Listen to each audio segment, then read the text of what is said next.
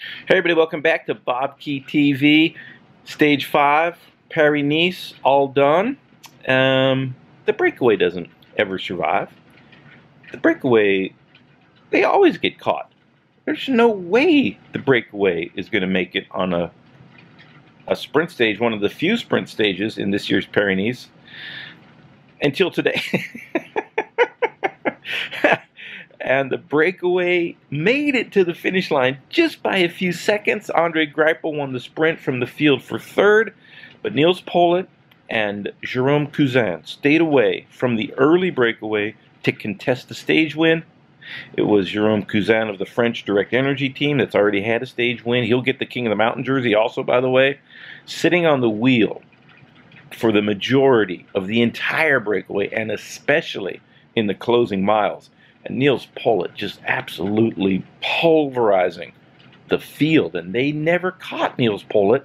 The only problem for Nils Politt was Jerome Cousin sat on his wheel and beat him in the sprint, which is going to happen 99 out of 100 times in professional cycling. Maybe with the amateurs you can be the strongest and still win in a similar situation, but with the pros, the fields are so deep, so many good riders. If you tow any professional to the line, they are going to beat you in the sprint. So tactically, take note of that. And if any racers are out there, if any aspiring racers are out there, don't do what Nils did today. And I think that Nils probably will never do this again, and that will stick in his mind and really change the way he races the finale. If he could have somehow compelled Jerome Cousin to come around and do an equal amount of work, I think he would have stomped him in the sprint. But Jerome Cousin, you know, very clever, sat on the wheel. The team has already got a stage win, so it doesn't have that much to lose. For Nils Politt, a great breakaway to be in. Ilnur Zakarin, the GC rider in White Katusha, is at Paris-Nice, has lost over 2 minutes in the overall standings already, so might be a factor to move up, but definitely not win. So in that circumstance, the team generally is more free to race for themselves. And so Nils Politt taking that opportunity to go in the breakaway and nearly pulling off the surprise and held off the field, which we almost never see. And a couple of reasons for that. Number one, Dylan Groenewegen dropping out before the start, so Lotto Jumbo not contributing to the chase. But maybe the main reason, the teams here at Paris-Nice only have 7 riders.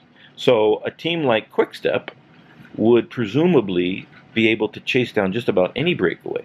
But Julian Alaphilippe is their GC rider. He's in 3rd place overall with a chance to win. So he has a couple of riders protecting his position in the field throughout the day. Then you have your sprinter, Elia Viviani. And so you're down a couple of guys to do the long chasing. And I think those two factors, and we're going to, because of the second one, because only 7 riders per team in the smaller races and only 8 in the Grand Tours, we might have to recalculate whether or not we think the breakaway is going to get caught. And the peloton is going to have to recalculate who they commit to the chase and which teams are up there chasing. Lotto Soudal did a lot of work, but still they fell short. Tim Wellens, their GC rider, still in the top 10 in the overall standings. So you want to keep a couple of guys back to help Tim Wellens in the last couple of days. And so Andre Greipel doesn't have as many allies at the front of the field doing the chasing. So it's going to be very interesting to see how this season works out. 8 men in the Grand Tours, and the breakaways are going to have a much better chance of succeeding. I think that's the short term. So we'll see how that works out long term.